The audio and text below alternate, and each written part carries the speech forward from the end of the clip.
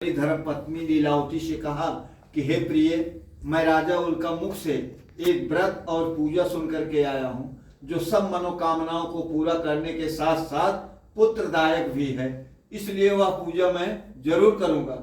तो पति की बात सुन करके उसकी धर्म पत्नी लीलावती ने कहा कि हे स्वामी जी, आपका विचार तो बहुत अच्छा है। अगर पूजा करने से, सत्यनारायण भगवान की पूजा करने से अगर संतान की प्राप्ति हो जाती है तो कल सुबह सुबह भगवान की पूजा कर डालना बहुत अच्छा रहेगा, क्योंकि शुभ्रत शीघ्रम कहा गया है कि शुभ काम में देरी नहीं करना चाहिए, इसलिए कल सुबह सुबह भगवान की पूजा कर डालना बहुत अच्छा रहेगा। इस पर धन के लालची साधु वैश्य ने कहा कि हे प्रिय, अभी से धन खर्चा करने की क्या जरूरत है, जब मुझे संतान की प्राप्ति हो जाएगी तब मैं भगवान सत्यनारायण की पूजा करूंगा। इस पर उसकी पत्नी ने कहा कि क्या धन का मूल्य पुत्र से अधिक है। इस पर साधु बनिया ने कहा कि संसार में धन ही सबसे बड़ी चीज है, धन नहीं है तो कुछ नहीं, पुत्र तो बाद में पैदा हो जाएगा लेकिन धन नहीं है तो कुछ नहीं है। एक कवि ने कहा है कि मात कहे मेरे पुत्र सपूत, अब बहन कहे मेरे सुंदर भैया, तात कहे मेरे कुल है दीपक, लोक लाज में धीर बधैया, नारी कहे मेरे प्राणपति और जीवन जान की लेहु बलैया, गंग कहे सुन साह कब्बर, सोई बड़ो जिन गाठ रुपये। एक कवि ने कहा है, माता कहती है कि हमारा सपूत बेटा है, बहन कहती है कि हमारा सुंदर भाई है, पिता कहता है कि हमारे खानदान का दीपक है, और पत्नी कहती है कि हमारे प्राणपति हैं। लेकिन साधु बनिया कहता है इसमें बड़ा कोई नहीं, बड़ा वही है, बाबू बड़ा न भैया, सबसे बड़ा रुपया। और भी हम लोग पूजा पाठ क्यों करते हैं? अपने स्वार्थ के लिए करते हैं। जब हमको कष्ट मिलेगा तो हम भगवान को याद करेंगे, जब तक हम सुखी रहेंगे तब तक हम भगवान को याद नहीं करेंगे। अगर सुख में भी हम भगवान को याद करते रहेंगे तो जिंदगी में कभी दुख आने वाला नहीं है। इस प्रकार का उत्तर पा करके पतिव्रता लीलावती चुप हो गई और पति के संसर्ग से गर्भाधान में तत्पर हुई। 10 महीना पूरा होने के बाद उसने एक सुंदर कन्या को जन्म दिया। वह कन्या रत्न शुक्ल पक्ष के चंद्रमा की भांत, जैसे चंद्रमा शुक्ल पक्ष में आज इतना दिखेगा कल इतना दिखेगा, शुक्ल पक्ष के चंद्रमा की भांत दिन प्रतिदिन एक एक अंगुल बढ़ने लगी। तब साधु वैश्य ने पुत्री का नामकरण करने के लिए पंडितों को बुलवाया। पंडितों ने उसके कला और गुण के अनुसार, अर्थात वह एक एक अंगुल रोज बढ़ रही थी, इसलिए पंडितों ने उस कन्या का नाम कलावती रख दिया। तब साधु वैश्य की पत्नी लीलावती ने साधु वैश्य से कहा कि हे स्वामी जी, आपने बहुत पहले संकल्प किया था कि मुझे संतान की प्राप्ति होएगी तो मैं भगवान सत्यनारायण की पूजा करूंगा। अभी तो संतान की प्राप्ति हो गई, पूजा करने का समय आ गया है, उसको पूरा करिए। इस पर धन के लालची साधु वैश्य ने कहा कि हे प्रिय, अभी कन्या का जन्मदिन मनाने में इतना ज्यादा पैसे खर्चा हो चुका है, इसलिए मैं भगवान की पूजा अभी नहीं करूंगा। जब कन्या बड़ी हो जाएगी इसका विवाह तय करूंगा, विवाह के समय में मैं भगवान सत्यनारायण की पूजा करूंगा। लोग बोलते हैं ना, अभी जैसे किसी को बच्चा पैदा हुआ, बीमार हो गया, माताएं क्या करती हैं, नहीं कुछ करती हैं तो बोलती हैं भगवान हमारे बच्चे को ठीक कर दीजिए, मैं आपका व्रत और पूजा करूंगी। तो कहें या ना कहें, लेकिन माताओं के मन में ऐसा रहता है कि हमारा बच्चा अगर ठीक रहेगा तो मैं कभी, आज नहीं तो कभी इसकी मतलब पूजा करूंगी। तो पूजा इसके लिए शादी में लोग पूजा, शादी के पहले भी लोग करते हैं और शादी के बाद भी पूजा करते हैं कि जो भी बीच में मनौती रहेगी वो मनौती सब भगवान पूरा कर देते हैं ना। तो इसके बाद कलावती कन्या ने, उसका नाम कलावती कन्या रख दिया। तब उसकी धर्म पत्नी लीलावती ने साधु वैश्य से कहा कि हे स्वामी जी, आपने बहुत पहले संकल्प किया था कि मुझे संतान की प्राप्ति होगी तो मैं भगवान की पूजा करूंगा। अभी तो संतान की प्राप्ति हो गई, पूजा करने का समय आ गया है, उसको पूरा करिए। ऐसा कह करके वह कहने लगी तो साधु धन के लालची साधु वैश्य ने कहा कि हे प्रिय, अभी कन्या का जन्मदिन मनाने में इतना ज्यादा पैसे खर्चा हो चुका है, तो जब ब्याह इसको जब बड़ी हो जाएगी इसका विवाह तय करूंगा, विवाह के समय में मैं भगवान की पूजा करूंगा। ऐसा कह करके वह व्यापार धंधा करने के लिए चला गया। इधर कलावती कन्या दिन प्रतिदिन बढ़ती हुई बड़ी हो गई। व्यापार धंधे से खाली होकर के साधु वैश्य वापस घर आया। एक दिन कलावती कन्या को अपनी सखियों के साथ घूमते हुए देखा तो सोचने लगा अभी कन्या तो बड़ी हो गई, विवाह करने के लायक हो गई। उसने दूत को बुला करके आदेश दिया कि इस कन्या के लिए कोई अच्छा लड़का ढूंढ करके ले आओ। साधु वैश्य की आज्ञा पा करके दूत लोग कहाँ गए? कंचनपुर नामक नगर में चले गए और वहां जाकर के खोज कर देखभाल करके एक अच्छे लड़के को ढूंढ करके ले आए। उस लड़के में जितना गुण होना चाहिए वह सब गुण पा करके साधु वैश्य ने अपनी पुत्री का विवाह उस लड़के के साथ वैदिक रीत से कर दिया। दुर्भाग्य से, भूल से उसे विवाह के समय में भगवान सत्यनारायण की पूजा करने का याद नहीं था और भगवान की पूजा करना भूल गया। इस पर सत्यनारायण भगवान नाराज हो गए और भगवान ने उनको श्राप दे दिया कि हे साधु वैश्य, तुमने हमारी पूजा का संकल्प किया था कि मुझे संतान की प्राप्ति होगी, मैं भगवान सत्यनारायण की पूजा करूंगा, लेकिन आज तक तुमने हमारी पूजा नहीं किया, तुमको आगे भविष्य में बहुत दुख भोगना पड़ेगा। इधर भगवान ने श्राप दे दिया, उधर साधु वैश्य ने सोचा कि अभी शादी विवाह में बहुत ज्यादा पैसा खर्चा हो चुका है, इसलिए बाहर चल करके अपने व्यापार धंधे में लग जाना चाहिए। तो अपने दामाद को लेकर के व्यापार धंधा करने के लिए कहाँ गए? रत्नसारपुर नामक नगर में चले गए और वहां जाकर के अपना व्यापार धंधा करने लगे। और वह नगर किसका था? राजा चंद्रकेतु का था। तो दोनों ससुर और दामाद व्यापार धंधे से खाली होकर के शाम को आए, अपना खाना पीना बना करके खा करके ऐसे दरवाजा खोल करके सो गए। तो जिस समय वो लोग सो गए उसी समय भगवान की माया से मोहित होने के कारण राजा के यहाँ से 2 चोर चोरी किए और चोरी करके भागने लगे। तो राजा के सिपाहियों ने देख लिया, जो सिपाही लोग देख लिए चोरों का पीछा करने लगे। सिपाहियों को आते हुए देख करके चोर लोग घबरा गए और जितना राजा का सामान चुराए थे, जहां ससुर और दामाद सोए हुए थे वहीं वो लोग रख दिए। रख करके चोर लोग भाग गए। जो सिपाही लोग आकर के देखे तो राजा का सब धन वहीं पड़ा हुआ है जहां ससुर और दामाद सोए हुए हैं। दोनों को चोर समझ करके पकड़ लिए, पकड़ करके राजा के पास ले गए। ले जाकर के बोले कि राजन, आपका धन चुराने वाले दोनों चोर हैं, आप इनके लिए क्या आज्ञा दे रहे हैं? तब दोनों ने राजा से कुछ कहना चाहा कि राजा, हम लोग तो चोर आदमी नहीं हैं, हम लोग तो व्यापारी आदमी हैं, व्यापार धंधा वाले हैं, लेकिन भगवान ने उनको श्राप दिया है।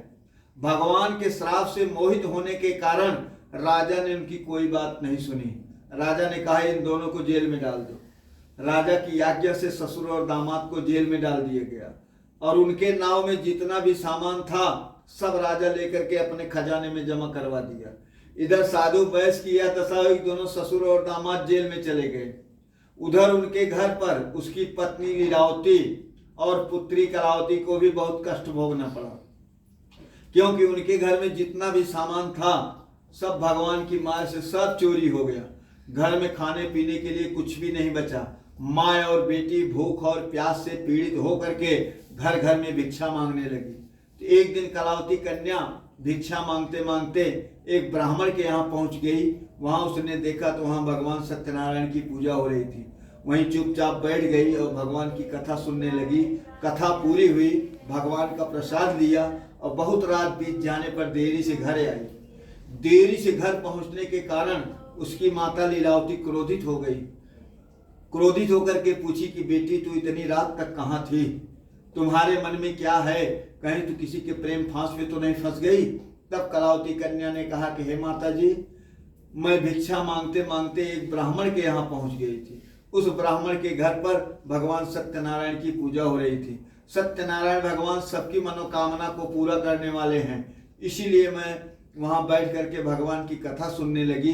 कथा पूरी हुई, भगवान का प्रसाद लिया, तब मैं आई, इसके लिए देरी हो गई।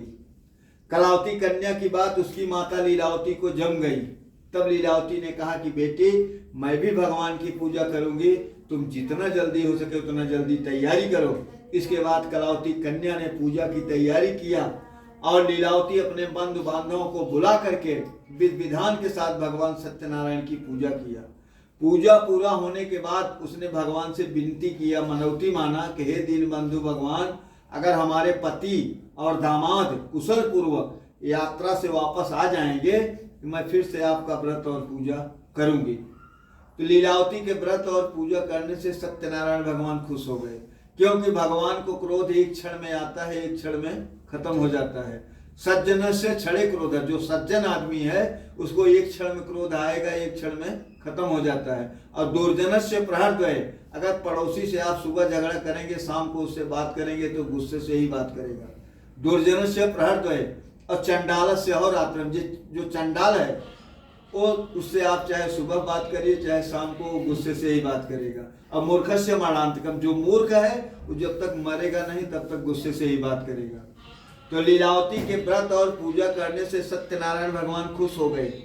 जब भगवान खुश हो गए तो राजा चंद्रकेतु को, जो साधु वैश्य को जेल में बंद करवाया है, राजा को स्वप्न दिखाया। स्वप्न में दर्शन दिया कि हे राजा, जो तुम्हारे यहाँ 2 साधु बनिया जेल में पड़े हुए हैं, उन दोनों को कल सुबह सुबह छोड़ देना और उनका जो धन लेकर के तुम अपने खजाने में जमा करवा दिया है उनका धन भी वापस दे देना।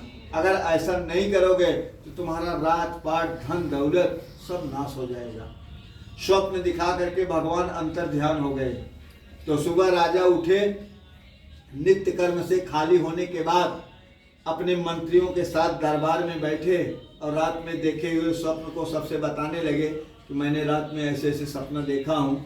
तो सुन करके सभी मंत्रियों ने कहा कि महाराज, आपने जैसा सपना देखा है वैसे ही करिए, क्योंकि तुलसीदास जी ने कहा है कि यह सपना मैं कहूँ विचारी, वही है सत्य गए दिनचारी। जो सपना आपने देखा है ये 2-4 दिन में सत्य हो जाएगा, इसलिए आपने जैसा सपना देखा है वैसे ही करिए।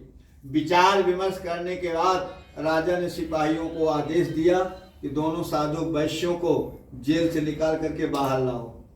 राजा की आज्ञा से सिपाही लोग गए और दोनों ससुर और दामाद को जेल से निकाल करके बाहर लाने लगे। तो दोनों ने आते ही डरते डरते राजा को प्रणाम किया। सोचने लगे अभी तो इतना दिन जेल में डाल के रखे थे, अभी पता नहीं कौन सी सजा मिलेगी। तो दोनों ने राजा को प्रणाम किया। तब राजा ने उनको मीठे शब्दों में कहा कि हे साधु वैश्य, तुम लोगों को जो यह कष्ट मिला है, जो तुम लोग जेल में गए हो, इसमें हमारी कोई गलती नहीं है। ये सब भगवान सत्यनारायण की माया से हुआ है।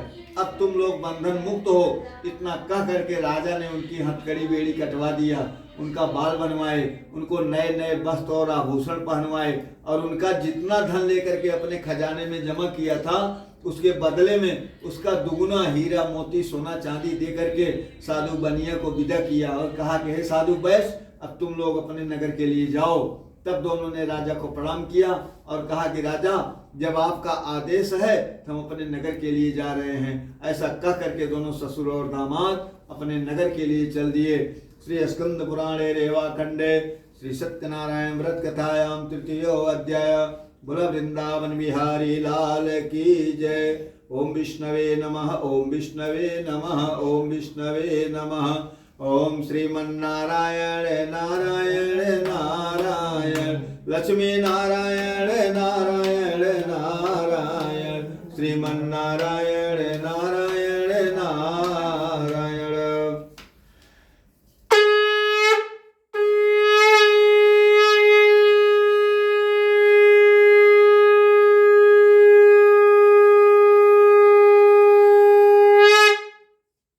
चढ़ाइए दूसरा फूल।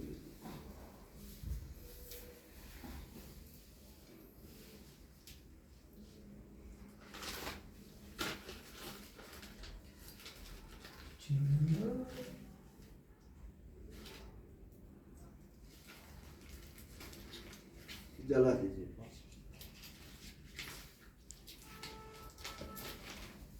शांताकारं भुजक्षयणं पद्मनाभं सुरेशं विश्वाधारं गगनसदृशं मेघवर्णं शुभांगं लक्ष्मीकान्तं कमलनयनं योगविद्यानुगम्यं वन्दे विष्णु भवभयहरं सर्वलोकैकनाथं। सूत जी महाराज कहते हैं कि राजा साधु वैश्य को डबल धन दे करके विदा किया। पूरी उनकी नाव हीरा मोती सोना चांदी से भर दिया, भर करके विदा किया। तो साधु वैश्य मंगलाचरण करके गरीबों को धन आदि दे करके वह भी अपने नगर के लिए चल दिए। जब वह रास्ते में कुछ दूर तक चले तो भगवान ने सोचा कि अभी इनकी परीक्षा ले लूं कि इतना कष्ट पाने के बाद इनका दिमाग ठिकाने हुआ कि नहीं हुआ। तो भगवान दंडी महाराज का भेष धारण किए और साधु वैश्य के पास आए और पूछा, है साधु वैश्य, तुम्हारे नाव में क्या क्या चीज है? तो राजा उनको डबल धन दे करके विदा किए थे। तो साधु बनिया को घमंड हो गया। हाँ, अगर छोटी जात को आप अभी पैसा ज़्यादा मिल जाएगा, जैसे चमार हो गए या बनिया बकलेल हो गए, इनको अगर पैसा ज़्यादा हो जाता है तो लोग घमंड से बात करते हैं। तो राजा उनको डबल धन दे करके विदा किए थे। तो साधु बनिया को घमंड हो गया। घमंड से कहा, हे महाराज क्यों पूछ रहे हो, क्या कुछ धन लेने की इच्छा है? अगर धन चाहिए तो मैं दे देता हूँ। भगवान ने कहा, नहीं, हमको धन नहीं चाहिए, खाली मैं यही पूछ रहा हूँ कि तुम्हारे नाव में क्या क्या चीज है। तो धन के घमंड से घमंडित होने के कारण साधु वैश्य ने कहा कि हे महाराज, हम लता और बेल का पत्ता यही बेचते हैं, यही हमारे नाव में है। भगवान ने कहा, लता और बेल का पत्ता है? बोले हाँ। तो भगवान ने कहा, ठीक है, जैसे तुम कह रहे हो वैसे ही तुम्हारी नाव में हो जाए। भगवान ने श्राप दे दिया, और श्राप दे करके भगवान कुछ दूर जा करके समुद्र के किनारे बैठ गए, क्योंकि भगवान को मालूम था अभी देखेंगे तो पागल हो जाएंगे, हमारे पास आएंगे दौड़ के। हाँ? तो भगवान कुछ दूर जा करके दंडी महाराज बैठ गए। तो दंडी महाराज के जाने के बाद साधु वैश्य नित्य कर्म से खाली होने के बाद अपने नाव के पास आकर के देखा तो आश्चर्यचकित हो गया। जहां हीरा मोती सोना चांदी, वहां लता और बेल का पत्ता देखते हुए बेहोश हो गया। बेहोश होकर के जमीन पर गिर पड़ा, और बेहोशी खुलने पर बहुत दुख प्रकट करने लगा। तब उसके दामाद ने कहा कि हे पिताजी, आप इतना दुख क्यों कर रहे हैं? आपको तो दंडी महाराज ने, भगवान ने श्राप दिया है, वही समुद्र के किनारे बैठे हुए हैं, आप उनके शरण में जाइए, उनसे क्षमा याचना करिए, वह आपकी सब मनोकामनाओं को पूरा करेंगे। दामाद के कहने के अनुसार साधु बनिया दंडी महाराज के पास गया और भक्ति भाव से प्रणाम करके बोला कि महाराज, मैंने जो आपसे गलत बात कही थी, बहुत बड़ी गलती किया हूँ, उस गलती को माफ कर दो। क्षमा हो नाश सब अवगुण मेरे, हमारी जितनी भी गलती है सब माफ कर दो। यही कह करके वहीं बैठ करके रोने लगा। तब भगवान दंडी महाराज ने कहा, है साधु वैश्य, रो मत, रोने धोने से कुछ होने वाला नहीं है। तुमने हमारी पूजा का संकल्प किया था कि मुझे संतान की प्राप्ति होएगी, मैं भगवान सत्यनारायण की पूजा करूंगा, लेकिन आज तक तुमने हमारी पूजा नहीं किया। तुमको रास्ते में इतना कष्ट मिला और जेल में चले गए, फिर भी मैं आज पूछ रहा हूँ कि तुम्हारे नाव में क्या क्या चीजें हमको बता रहे, लता और बेल का पत्ता है। तब साधु वैश्य ने कहा, हे महाराज, हे भगवान, आपकी माया से मोहित होने के कारण ब्रह्मा आदि देवता भी आपके रूप और गुण को नहीं जान सकते हैं। मैं तो अज्ञानी हूँ, मूर्ख हूँ। अगर मुझे मालूम होता कि आप भगवान हैं तो मैं आपसे झूठ नहीं बोलता। मैं तो सोचा आप ब्राह्मण हैं, अभी बताऊंगा कि हमारे नाव में हीरा मोती सोना चांदी है, आप लालच बस मांगने लगेंगे। मैं ब्राह्मण समझ करके झूठ बोला हूँ। अगर मुझे मालूम होता कि आप भगवान हैं, मैं आपसे झूठ नहीं बोलता। तो हे भगवान, हमारी नाव को धन से पूरा भर दो, मैं अपनी श्रद्धा और शक्ति के अनुसार आपकी पूजा मैं अभी अभी करता हूँ। यही कह करके भगवान का पांव पकड़ करके रोने लगा। जब भगवान का पांव पकड़ करके रोने लगा तब भगवान को दया आ गई। भगवान ने कहा, साधु वैश्य, रो मत, रोने धोने से कुछ होने वाला नहीं है। भगवान ने कहा कि साधु वैश्य, धन के मद को तुम अपने मन से दूर करो। ये जो दौलत है, माल खजाना, सब यही रह जाना है। थोड़ी सी जिंदगानी लौट नहीं आनी, आए जहां से तुम हो वहीं लौट के जाना है। न काहू से दोस्ती, न काहू से बैर, आपस में प्रीति को बढ़ाना है। लाखों में एक बात तुमसे कहता हूं, खाली हाथ खोल के शिवधाम को सिधाना है। भगवान ने कहा, साधु बैर, ये जो धन का घमंड कर रहे हो ना, ये घमंड अपने मन से निकाल दो। धन दौलत माल खजाना सब यहीं पर रह जाएगा, कुछ साथ में जाने वाला नहीं है। थोड़ी सी जिंदगी है, यह जिंदगी फिर वापस आने वाली नहीं है। जहां से तुम आए हो वहीं वापस जाना है। न किसी से लड़ाई करो, न किसी से झगड़ा करो, न किसी से दोस्ती करो, न किसी से दुश्मनी करो, सबसे प्रेम बना करके रहो। लाखों में मैं एक बात कहता हूं कि खाली हाथ आए हो और खाली हाथ जाओगे। यही कह करके भगवान ने उनको वरदान दिया कि जाओ, तुम्हारी मनोकामना पूरी हो जाए, अर्थात तुम्हारा खोया हुआ धन तुमको वापस मिल जाए। वरदान दे करके भगवान वही अंतर ध्यान हो गए। जब भगवान अंतर ध्यान हो गए तो साधु वैश्य आया, अपने नाव के पास आकर के देखा तो उसके सब धन विद्यमान थे। तब उसने संतोष की सांस लिया। इसके बाद उसी जगह पर उसने भगवान सत्यनारायण की पूजा किया। पूजा करने के बाद वह अपने नगर के लिए चल दिया। अच्छा। जब वह अपने घर के नजदीक में पहुंचने लगा तब अपने दामाद से कहा कि हे पुत्र, देखो वही रत्नपुर नगरी दिखाई दे रही है, वही हमारा घर है। उसने अपने धन रक्षक दूत को घर आने की सूचना देने के लिए भेज दिया। उसकी आज्ञा से दूत लोग उसके घर गए और घर जाकर के उसकी पत्नी लीलावती को नमस्कार किया और कहा कि आपके पति और दामाद कुशल पूर्वक यात्रा से बहुत सा धन कमा करके नगर के नजदीक में आए हुए हैं। जिस समय दूत ने बताया उस समय लीलावती भगवान सत्यनारायण की पूजा कर रही थी। दूत के मुख से ऐसी बात सुन करके लीलावती बहुत खुश हुई। फिर उसने अपनी पुत्री कलावती को बुलाया और कहा कि बेटे, तुम भगवान की पूजा पूरा करो, मैं जल्दी से तुम्हारे पिता का दर्शन करके जल्दी से वापस आती हूँ। ऐसा कह करके लीलावती अपने पति का दर्शन करने के लिए चली गई।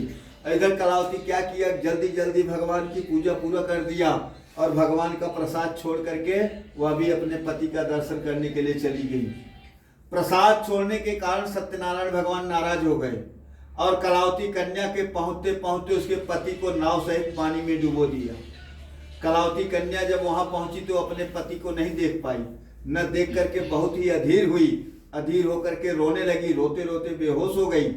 तब उसकी माता लीलावती ने साधु वैश्य से कहा कि हे स्वामी जी, देखते देखते नौका आंखों से कैसे ओझल हो गई। हो सकता है कोई दैवी माया हो या भगवान सत्यनारायण की महिमा जानने की शक्ति किसमें है, कहीं उन्हीं की माया से तो ऐसा नहीं हुआ। यही कह करके कलावती कन्या को गोद में लेकर के रोने लगी। जब उसकी माता उसको गोद में लेकर के रोने लगी तब कलावती कन्या समझ गई कि हमारी माता हमको गोद में लेकर के रो रही है, इसका मतलब यही है कि हमारा पति नहीं है, हमारा पति नष्ट हो चुका है। तो सोचने लगी कि जब हमारा पति ही नहीं रहेगा तो मैं जिंदा रह करके क्या करूंगी। वापस घर गई, घर जा करके अपने पति का खड़ाऊं लेकर के आई और अपने माता से बोली कि माता जी, रचित चिता लगाई के पावक देव लगाई और यह शरीर को भस्म कर मैं मिलूं पति से जाए। हे माता जी, यही हमारी चिता लगा दो, चिता लगा करके हमको जला दो, मैं जल करके अपने पति से जा करके मिल जाऊंगी। उसके संकल्प से वैश्य दंपति बहुत दुखी हुए। तो साधु वैश्य सोचने लगा कि कहीं सत्यनारायण भगवान ने तो हमारा धन हरण नहीं कर लिया, या मैं उनकी माया से मोहित तो नहीं हो गया।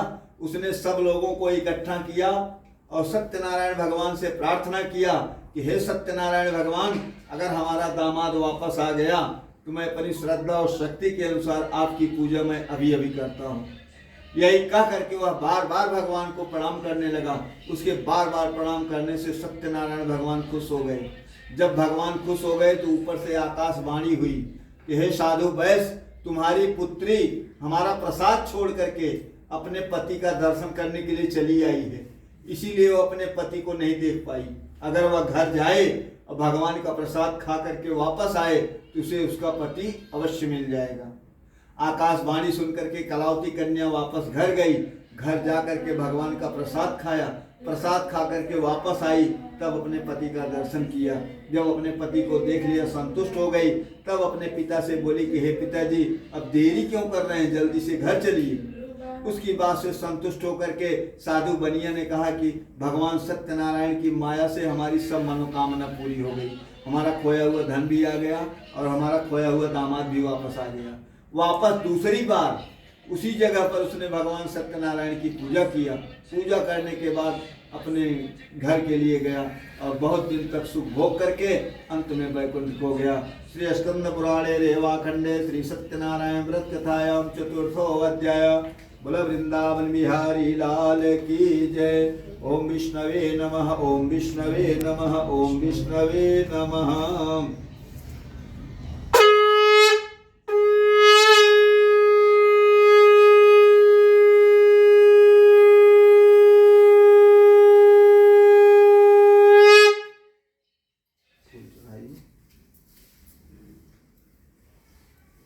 चलिए दूसरा फूल लीजिए। एक अध्याय और, एक 4 हो गया, एक बाकी है।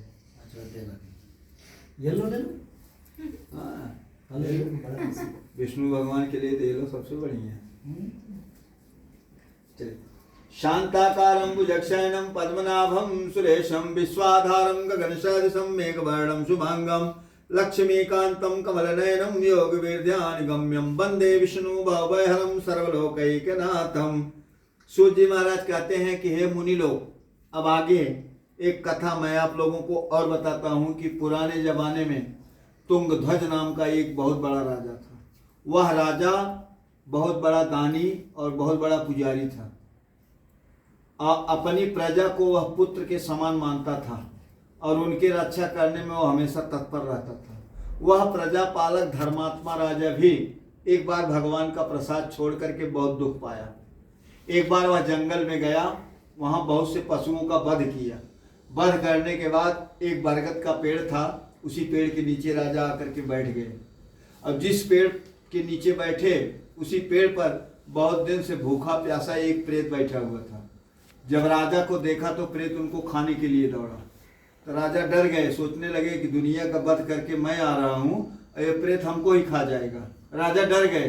तो राजा ने पूछा कि भाई तुम कौन हो? तब प्रेत ने कहा, महाराज मैं गुजरात का निवासी हूँ, पिछले जन्म के पाप से मैं प्रेत योनि में पड़ा हूँ, इधर उधर भटक रहा हूँ।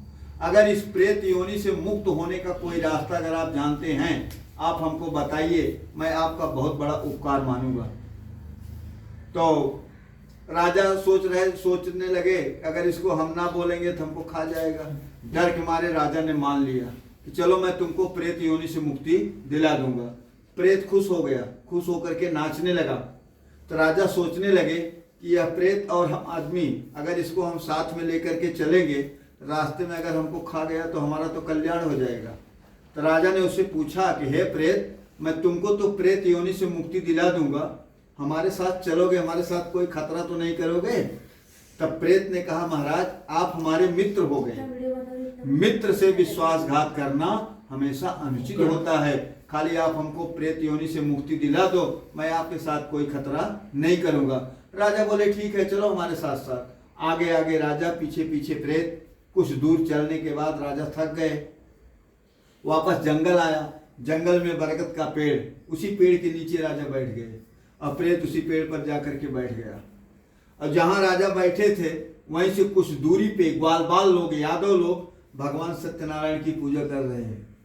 और राजा देख रहे हैं भगवान की पूजा हो रही है, लेकिन राजा को घमंड हो गया कि हम राजा महाराजा आदमी और जंगल में पूजा हो रहा है, इससे हमको क्या लेना देना। घमंड से राजा ने भगवान को प्रणाम नहीं किया। और जब पूजा पूरा हो गई तो ग्वालबाल लोग क्या किए, भगवान का प्रसाद लेकर के आए, राजा को देने लगे। तो राजा ने कहा, तुम दलिद्र आदमी जंगल में पूजा कर रहे हो, हम तो राजा महाराजा आदमी हैं, हम तुम्हारा प्रसाद नहीं खाएंगे। तो ग्वालबालों ने कहा, महाराज चाहे आप खाओ या मत खाओ, हम आपके नाम से यहीं पे रख के जा रहे हैं। वहीं वो लोग रख दिए, राजा के सामने रख दिए, रख करके वो लोग चले गए। तो राजा घमंड से न तो भगवान को प्रणाम किया और न भगवान का प्रसाद खाया। राजा भी घमंड से उठ करके चलने लगे। जब राजा उठ करके चलने लगे, प्रेत ऊपर बैठा था, तुरंत नीचे उतरा, भगवान का प्रसाद खा लिया। उसको प्रेत योनि से मुक्ति मिल गई। स्वर्ग लोक से विमान आया, विमान में बैठ करके वह स्वर्ग में चला गया। और राजा अपने घर जा करके देखते हैं तो उनके 100 लड़के मरे पड़े हुए हैं। पूरा राज्य छिन्न भिन्न हो गया। तब राजा समझ गए कि मैं सत्यनारायण भगवान का प्रसाद नहीं खाया हूँ, इसलिए सत्यनारायण भगवान हमारा पूरा सत्यानाश कर दिया। हमको वहीं चलना चाहिए जहाँ भगवान सत्यनारायण की पूजा हो रही थी।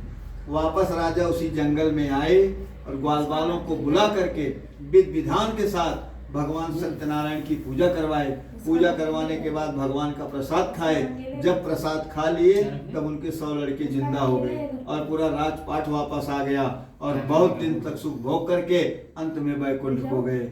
सूर्य जी महाराज कहते हैं कि जो भी मनुष्य इस परम दुर्लभ श्री सत्यनारायण भगवान के व्रत को श्रद्धा पूर्वक करता है या सुनता है, उसकी सभी मनोकामनाएं पूरी हो जाती है। गरीब आदमी धनवान हो जाता है, बंधन में पड़ा हुआ बंधन से मुक्त हो जाता है। कलयुग में तो विष्णु भगवान की पूजा विशेष रूप से फलदायी कही गई है। कोई कोई विष्णु भगवान को कोई लोग काल कहते हैं, कोई ईश कहते हैं, कोई सत्यदेव कहते हैं, कोई सत्यनारायण भगवान कहते हैं। अनेक रूप धारण करके विष्णु भगवान पृथ्वी पर सबकी मनोकामना को पूरा करने वाले होंगे। पिछले जन्म में जिन जिन लोगों ने भगवान सत्यनारायण की पूजा किया है उनके दूसरे जन्म का वृत्तांत मैं आपको बताता हूँ कि पिछले जन्म में वही काशीपुर नगरी का गरीब ब्राह्मण भगवान की पूजा किया था। तो दूसरे जन्म में सुदामा नाम के ब्राह्मण से विख्यात हुए और उस जन्म में उसने कृष्ण भगवान की पूजा करके मोक्ष को प्राप्त हो गए। बूढ़ा लकड़हारा पिछले जन्म में भगवान की पूजा किया तो दूसरे जन्म में नाव चलाने वाला मल्लाह हुआ, जिसने श्री रामचंद्र जी को वनगमन के समय नौका से पार उतार करके वह भी भव सिंधु से पार हो गया। उल्का मुख नाम का राजा पिछले जन्म में जो अपनी पत्नी के साथ भद्रशिला नदी के किनारे भगवान की पूजा किए थे, दूसरे जन्म में राजा दशरथ बने और उस जन्म में उसने रंगनाथ की पूजा करके मोक्ष को प्राप्त हो गए। तुंगध्वज नाम का राजा जो जंगल में भगवान का प्रसाद नहीं खाया था, वापस आकर के भगवान की पूजा किया तो दूसरे जन्म में स्वयंभू मनु हुए, जिन्होंने बहुत से लोगों को धर्म की भक्ति में लीन करके मोक्ष को प्राप्त हो गए। साधु नामक बनिया पिछले जन्म में 2 बार भगवान की पूजा किया, एक बार उसका धन गायब हुआ था तब और एक बार उसका दामाद गायब हुआ था तब। 2 बार भगवान की पूजा किया तो दूसरे जन्म में बहुत बड़ा राजा मोरध्वज बना और बहुत बड़ा दानी बना। इतना बड़ा दानी कि उसके राज्य में कोई भी जाता था, कोई भी चीज मांगता था तो वह ना नहीं बोलता था। भगवान उसको दूसरे जन्म में भी नहीं छोड़े हैं। भगवान ने सोचा कि चलो देखूं राजा मोरध्वज कितना बड़ा दानी है, इनकी थोड़ा परीक्षा ले लूं। तो भगवान ब्राह्मण का रूप धारण किए और अर्जुन को शेर बना दिए। शेर बना करके राजा मोरध्वज के यहाँ पहुंच गए तो राजा ने ब्राह्मण समझ करके उठ करके प्रणाम किया। तो भगवान ने कहा, ब्राह्मण भगवान के रूप में ब्राह्मण थे, तो भगवान ने कहा राजा, बोले हाँ महाराज। बोले हमारा शेर बहुत दिन से भूखा है, इसे भोजन चाहिए। राजा ने कहा महाराज आपका शेर क्या खाएगा, आप बताइए मैं तुरंत भोजन देता हूँ। कहें राजा भोजन दोगे? कहें महाराज खाली आप बताइए कि आपका शेर क्या खाएगा, मैं तुरंत भोजन देता हूँ। तो भगवान को तो परीक्षा लेना था। भगवान ने कहा राजा, बोले हाँ महाराज। बोले तुम्हारा जेठ लड़का, बड़ा लड़का, बड़े लड़के का दाहिना अंग हमारा शेर खाएगा। वो भी शेर पंजा नहीं मारेगा, आपको रानी के सहयोग से लड़के को काटना पड़ेगा। लड़के को काट करके हमारे शेर के सामने डालेंगे तो ही हमारा शेर खाएगा। और ये भी याद रहे, लड़के के कटते समय लड़के के आंख से आंसू नहीं आना चाहिए। अगर आंसू आएगा तो हमारा शेर मांस नहीं खाएगा। राजा बोले ठीक है महाराज, आपकी बात मंजूर है। एक तरफ राजा, एक तरफ रानी, बीच में बड़ा लड़का। आरा मशीन चली, बच्चे की आधी शरीर कट गई। जब बच्चे की आधी शरीर कट गई तो उसके बाएं आंख से आंसू आ गया और भगवान ने देख लिया। भगवान ने कहा राजा, बोले हाँ महाराज। बोले हमारा शेर मांस नहीं खाएगा। बोले क्यों महाराज? बोला लड़के के आंख से आंसू आ गया। राजा बहुत दुखी हो गए, सोचने लगे कि सबसे बड़ा पाप मैंने किया जो मैं अपने बड़े लड़के को काट डाला, और दूसरा बड़ा पाप यह होगा कि इनका शेर भूखा ही वापस चला जाएगा। यही सोच करके राजा बहुत दुखी हो गए। जब राजा दुखी हो गए तो लड़के की कटी हुई आत्मा बोली कि महाराज हमारी पूरी शरीर कट गई, इसका हमें दुख नहीं है। हमें दुख खाली इस बात का है कि दाहिना अंग आपका शेर खाएगा, दाहिने अंग को मुक्ति मिल जाएगी। अब बावां अंग पता नहीं कहाँ फेंका जाएगा, इसको कौआ खाएंगे, कुत्ता खाएगा, सड़ जाएगी। बाएं अंग को मुक्ति नहीं मिलेगी, इसके लिए आंख में आंसू आया है। अगर आपका शेर हमको पूरा खा जाता तो हमको मुक्ति मिल जाती ना। आपका शेर आधा ही खा रहा है, जिधर खा रहा है उधर आंसू नहीं आया और जिधर नहीं खा रहा है उधर आंसू आ गया। तब भगवान समझ गए कि जैसे राजा मोरध्वज वैसे इनका लड़का, उनको तो परीक्षा लेना था। परीक्षा में जब सही आ गए फिर भगवान जैसे के तैसे जोड़ दिए। श्री स्कंद पुराणे रेवाखंडे श्री सत्यनारायण व्रत कथायाम पंचमो अध्याय। बोला वृंदावन बिहारी लाल की जय। ओम विष्णवे नमः, ओम विष्णवे नमः, ओम विष्णवे नमः। ओम श्रीमन्नारायण नारायण नारायण, लक्ष्मी नारायण नारायण नारायण, श्रीमन्नारायण नारायण नारायण।